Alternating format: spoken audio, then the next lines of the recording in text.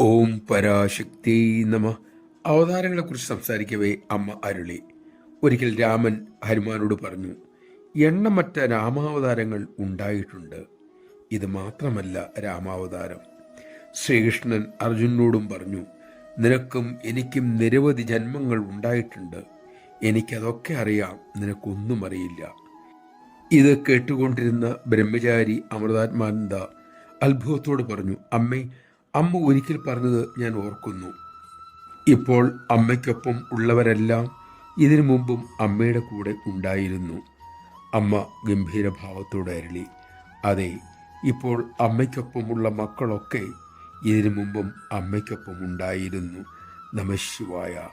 ഇനി നാം എന്തിനു ഭയക്കണം? നാം അമ്മയുള്ള മക്കളാണ്. ഒരിക്കലും നഷ്ടപ്പെടാത്ത അമ്മ, ശക്തിസ്വരൂപിണിയും പ്രേമസ്വരൂപിണിയുമായ അമ്മ നമുക്കുണ്ട്. നാം ഒരിക്കലും അനാഥരല്ല.